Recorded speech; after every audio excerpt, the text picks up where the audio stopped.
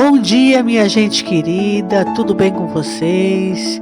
Espero que estejam gostando dos vídeos, deixe seu like, compartilhe, porque é muito importante para o canal. Gratidão a todos vocês, meus queridos, um beijo a todos. Bom dia, minha gente querida, tudo bem com vocês? Espero que estejam gostando dos vídeos, deixe seu like, compartilhe, porque é muito importante para o canal. Gratidão a todos vocês, meus queridos. Um beijo a todos.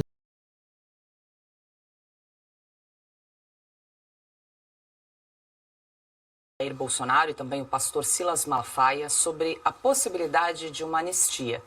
O ex-presidente disse que não há como negociar o tarifaço com os Estados Unidos sem que a anistia seja aprovada.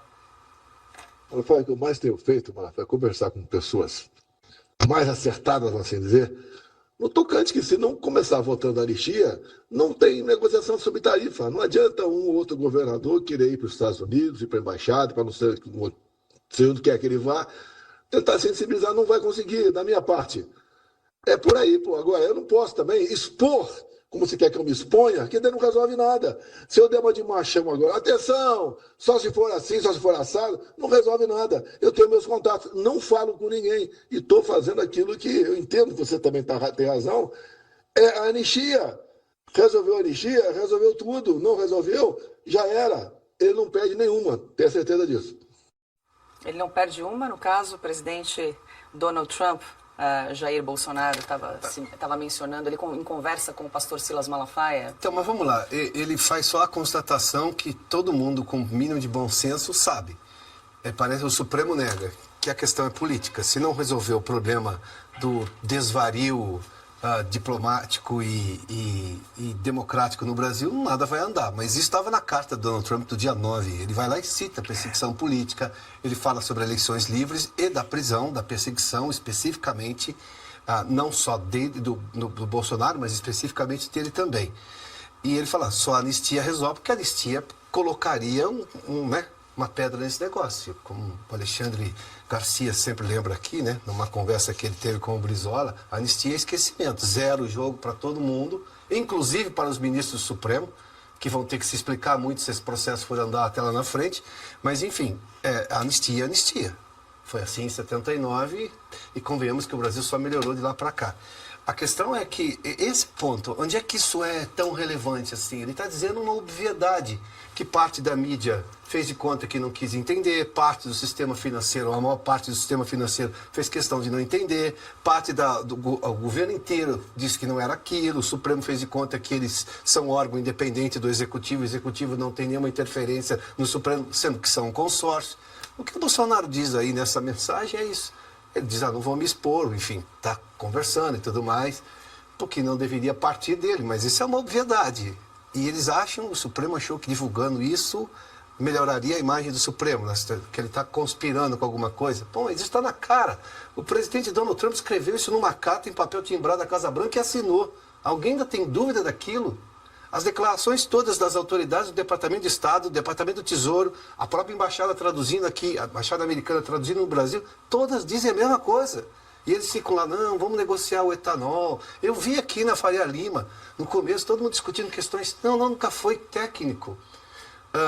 10% é comercial. Os outros 40% adicionados, 40 pontos percentuais que levou a 50% é política. Essa é a questão. Pronto, é só pegar a cronologia dos fatos. Diga, Augusto. Olha, eles não estão tratando, não estão entendendo o que se passa. Eles têm que encontrar saídas para a situação econômica em que eles estão se metendo. E mais, eles não podem bancar o macaco em loja de louça. Vai me assina um negócio desse, a bolsa vai lá para o espaço, cai. Sim. O dólar sobe, os bancos têm um prejuízo bilionário e tudo bem. Porque um ministro comunista, que deve até ter festejado esse problema aí no capitalismo, né, no sistema bancário capitalista. Agora, um gesto de consagração moldou um homem e esse homem moldou a história. Como é que pode? Está o ministro Zanin examinando o assunto. De repente, julgando um caso das mineradoras lá, que deixaram a represa explodir, ele toma uma decisão que faz com que os maiores bancos brasileiros enfrentem problemas sérios. Sérios. É com isso que eles têm que se preocupar. Eles estão querendo resolver a situação deles às custas à custa da quebra dos bancos. O que eles pensam? Eles precisam se informar melhor. Sim. O Supremo deveria entender de Constituição. Ou não entende, ou não quer entender. Está na mesma. Agora, vão se meter com... a ditadura do Supremo se metendo agora com política internacional e economia. Aí é dose, né? Da mesma forma que ele fala em público, né? E isso ficou bem claro. Não tem nada de criminoso em ele sugerir coisas para o Bolsonaro, inclusive concordando mais com o Flávio, discordando do Eduardo, né, o outro filho, e, enfim. Ele tem a opinião dele, ele tem direito à opinião dele, e ficou claro, inclusive, que o objetivo de todos ali envolvidos era a anistia, e era a retomada da democracia no Brasil para satisfazer, inclusive, a exigência do Donald Trump.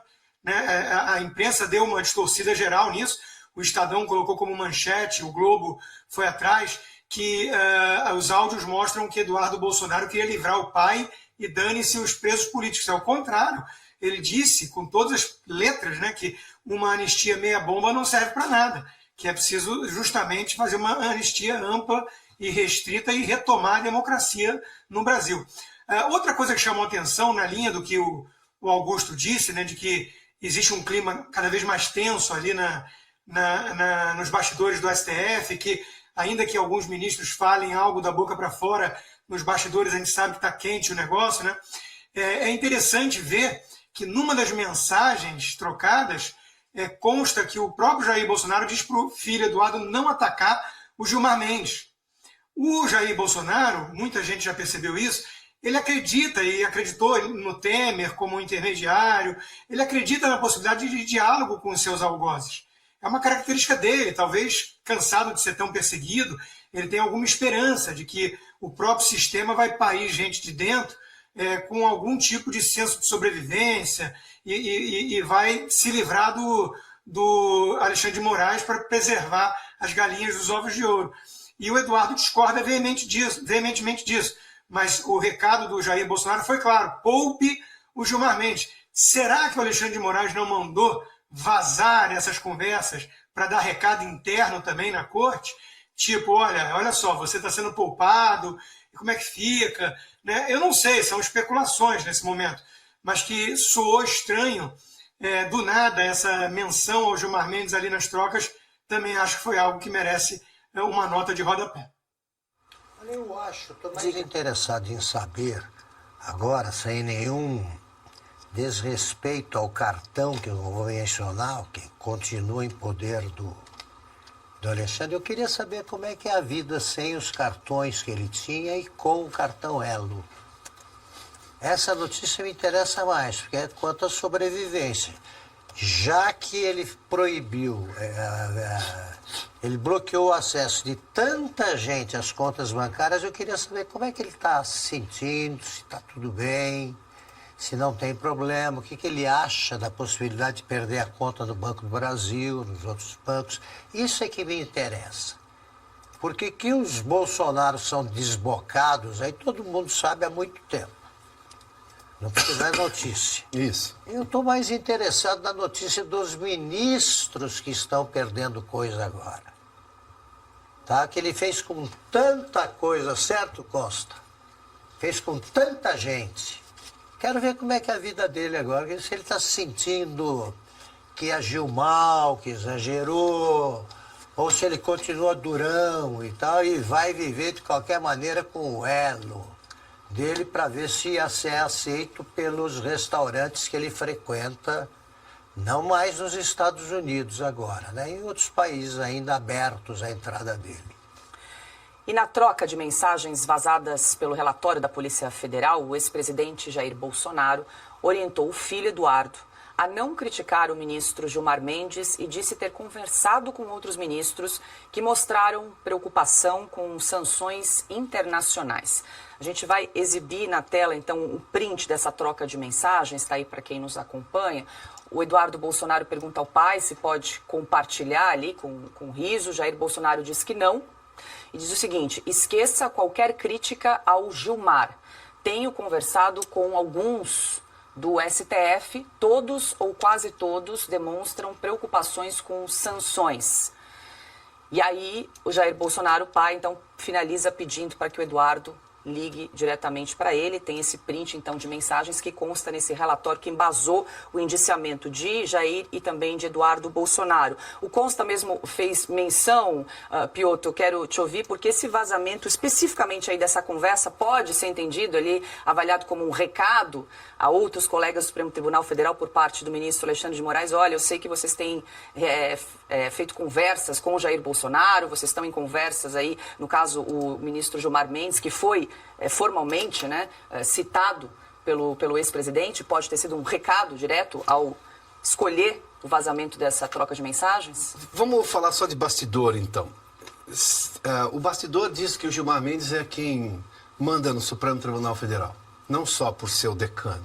O decano é só o ministro mais velho, claro, a voz da experiência, mas que ele teria exatamente o controle de boa parte dos ministros. É o líder da bancada. O líder da bancada, como disse aqui o Augusto. Se isso for fato, e o ministro Alexandre de Moraes deixar isso como uma ameaça, supostamente uma ameaça, então o Gilmar Mendes não manda como imaginava-se que manda, e o Alexandre de Moraes está dizendo, então eu vou mostrar que é quem manda aqui, para expor em tese, teoricamente, com essa intenção. Estamos aqui só no campo das elucubrações aqui, né? A gente não tem essas informações na integralidade com a possibilidade de ser checado. O Supremo é um negócio difícil de entender, né? Cada dia é um dia. Mas se mandou esse recado, o Gilmar Mendes tem duas alternativas, então. Ou ele vai lá e não fala nada, concordando com a ameaça, ou sucumbindo à ameaça, ou ele vai lá e toma uma posição completamente contrária e muda o rumo do Supremo também de uma forma completa. Vamos ter que esperar os próximos capítulos para saber o que é fato ou não. E aí, Cauti, que avaliação você faz aí dessa troca de mensagens em que Jair Bolsonaro pede ao filho para poupar o ministro Gilmar Mendes de críticas? Pois é, Paula.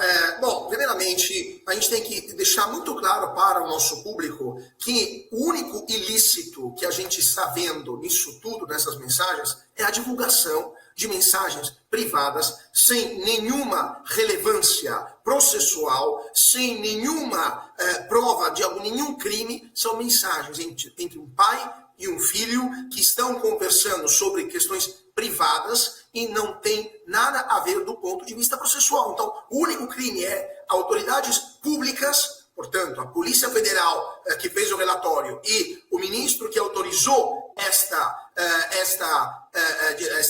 divulgação estão cometendo um crime divulgando mensagens privadas sem nenhum tipo de relevância processual. Agora, a notícia é que tem medo e preocupação no Supremo Tribunal Federal. Aquilo que a gente falava já aqui no Brasil, aqui no Sem Filtro, já há um bom tempo, no Supremo Tribunal Federal, tem gente que está bem preocupada sobre aquilo que está por vir, porque tem ministros que têm apartamentos nos Estados Unidos, que têm provavelmente bens móveis, né, contas, ativos financeiros nos Estados Unidos, que tem muito a perder nos Estados Unidos e, portanto, estão preocupados com aquilo que virá nas próximas rodadas de sanções, porque chegarão outras sanções. Agora, Moraes, evidentemente, quer, ele sim, coagir os outros colegas, os membros do Supremo, a atuar com ele até as últimas consequências. Ministros que começam a duvidar sobre a licitude, né, a legitimidade das suas ações e começam a se questionar, será que não foi além demais e devemos repensar aquilo que está acontecendo? Relembrando, gente,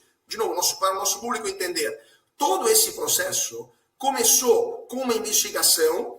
O Procurador-Geral da República, o Augusto Aras, na época, pediu o arquivamento desta ação A nossa maneira de trabalhar nunca foi tão eficiente. A Monday.com possibilitou que a nossa equipe tivesse uma...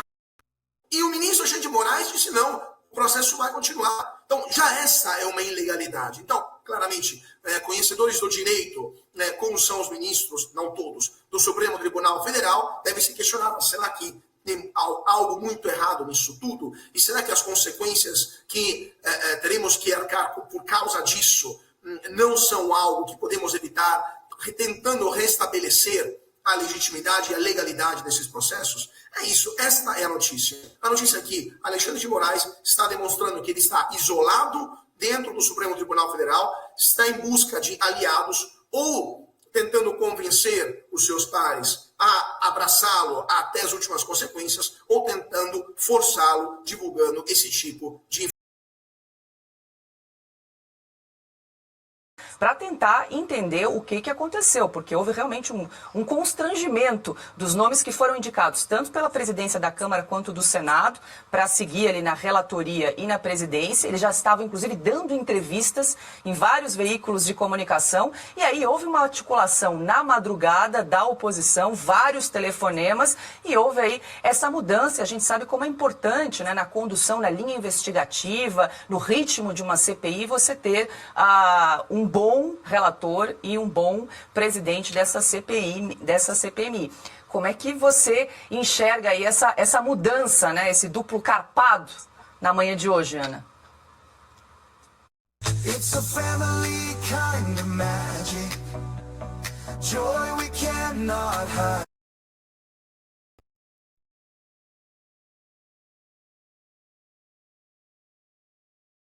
E o Hugo Mota foi correndo, né, atender a reunião fora da agenda com o Lula, porque o Hugo Mota ele não é presidente da Câmara, ele é presidente das intenções e dos planos do Lula, do PT.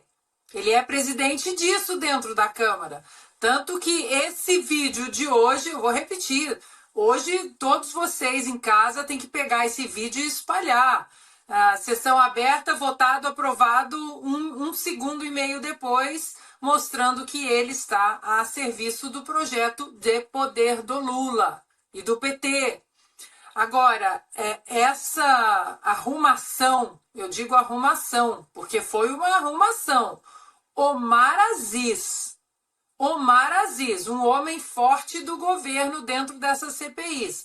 E nós temos folhas e mais folhas e anotações diversas sobre a atuação do Omar Aziz e seus comparsas lá naquela CPI da Covid. Que ele, assim como outros ali, Renan Calheiros e a turma de sempre, a gangue ali de sempre, nós sabemos como eles operam para blindar certas pessoas. Tanto que lá na CPI da Covid eles blindaram o consórcio Nordeste, que agora nós já sabemos que deu uma confusão danada, aquele consórcio Nordeste que comprou respiradores pagando 50 milhões de reais para uma empresa de maconha, que vende maconha. Ou seja, sabemos como a turma opera. Agora, nesse contexto também, Paula, importante salientar a manobra muito precisa do senador Girão, que lançou o seu nome ali, colocou o seu nome para candidatura e ali no finzinho da votação, das articulações, ele retirou o seu nome, isso colocando votos, então, para o senador Carlos Viana. Não fazia o menor sentido. Omar Aziz à frente, né, a raposa cuidando do galinheiro. Eles blindariam, como eles blindaram todos os nomes que precisavam ser investigados na Covid, e agora os nomes que precisam ser investigados, eles seguiriam o mesmo caminho de blindagem. governo estava bem tranquilo, confortável com a indicação de Omar Aziz na presidência da CPMI. Inclusive, ele já estava concedendo entrevistas e aí houve uma articulação na madrugada ontem da oposição, ligando para deputados, senadores e pedindo aí votos. E hoje realmente houve aí essa mudança na condução e o governo ficou ali só assistindo, né? E o Hugo Mota, mais uma vez, sai enfraquecido, porque a indicação do relator, do Ricardo Aires, era do presidente da Câmara, Hugo Mota. Olha, Paula, eu confesso que eu prefiro ser acusado de excesso de otimismo do que responder por excesso de pessimismo. Dito isso, eu acho que nós estamos vendo, e tomara seja isso, uma ressurreição do Congresso. Parece uma coisa pequena. Se você imaginar tudo que o Congresso poderia ter votado de forma diferente, estou falando das duas casas, você vai falar, pô, mas o Congresso ainda está muito longe do que deveria ser. Se você lembrar que o Hugo Mota é o presidente da Câmara e o Davi Alcolumbre é o presidente do Senado, você vai dizer, nossa, mas está muito ruim ainda. Tá, mas nenhuma mudança começa de forma gigantesca. A mudança é pequena, mas é substancial. Eu tive uma reação da oposição que derrubou os dois candidatos do governo para ocupar a presidência e a relatoria de uma CPMI que interessa muito ao governo, para esconder, obviamente, tudo o que aconteceu e que todos os brasileiros sabem. Então, eu não vejo só com otimismo, eu acho que os fatos nos bastam nessa hora.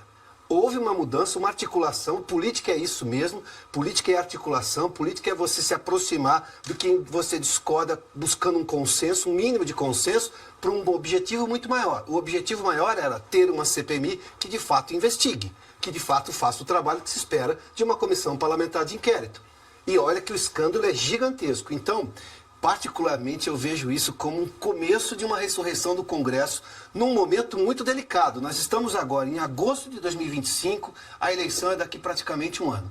Isso é muito positivo.